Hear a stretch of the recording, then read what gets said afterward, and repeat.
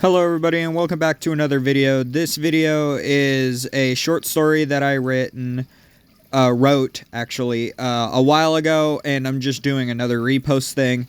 But please enjoy, smash like, hit subscribe if you're interested in more things like this, and we're going to be getting back to regular scheduled programming here shortly.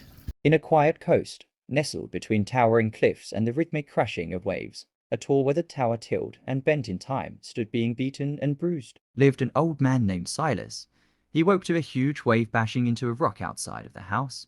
He woke kind and calm. He put his dirty yellow overalls on over his black boxers. He marched to the fridge and poured out a cold beer.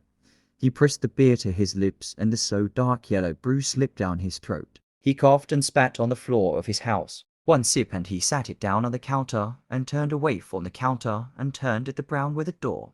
He turned back, big hand lightly touching the doorway.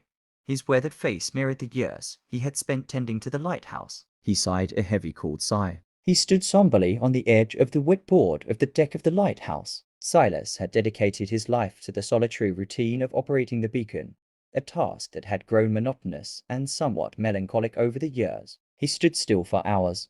Each day began and ended with the same rituals, waking up to the haunting sound of seagulls, trudging through the routine maintenance of the lighthouse, and watching the sun dip below the horizon as he dined alone in his small cottage. The only constant companionship in his life were the echoes of his own footsteps and the distant calls of the sea.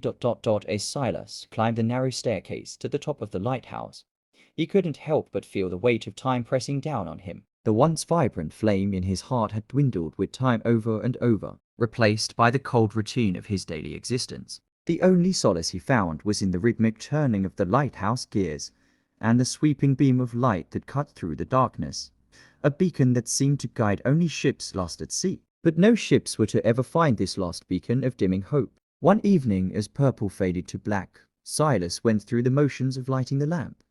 His tired eyes caught a glimpse of something extraordinary and chilling. Down on the shore, a girl emerged from the fog, wearing a red dress that billowed like flames against the dark backdrop of the rocks. She moved gracefully, each step a burst of color against the muted palette of Silas' mind. She sang a tuned tritone. The fear involved Silas, and he hid behind the half wall, his heart pounding in his old understood chest. The tune faded, and he stood slowly. His breath returned to being heavy. It will rain the next few days. Nothing from the girl. He thought hard as he neglected his routine. Over and over he thought, then he drank. Again he did, until he couldn't remember why he stayed here.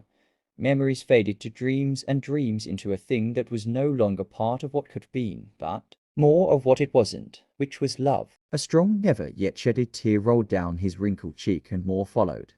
As they poured, a flood in his mind spilled out onto paper about how the girl is a taunt about the family.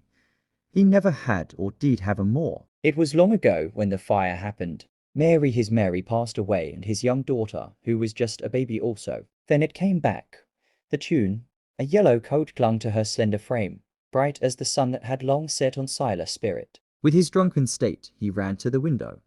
He quickly grabbed a flashlight and exited the tower. He stood rageful on the deck of the lighthouse. He leaned closer, his tired eyes widening as he watched her dance along the shoreline, seemingly untouched by the weight of the world that burdened him. The light beamed onto her, but she was gone when the light hit. In that fleeting moment, the old man felt a spark of something he hadn't experienced in years: anger. The girl in the red dress became a beacon of color in his grayscale existence, and for the first time in a long while, Silas was going to chase the feeling. He chased her to the shore, where she reappeared skipping. He stood behind her and shouted, "Who are you?" She stopped her song and didn't speak. He screamed, running at her. He slipped and fell into the waves. His hand grabbed the rock edge, and the girl leaned down and whispered a sprint promise into his ear. His look went from panic to clam and nodded in approval and let go. The next day, the lighthouse laid empty and dormant. The sound of the gears fell quiet, and it beamed no more. Then, as is what the girl said, Mary, holding her child, stepped up each and every step, returning noise to the beacon, putting an end to the quiet silo.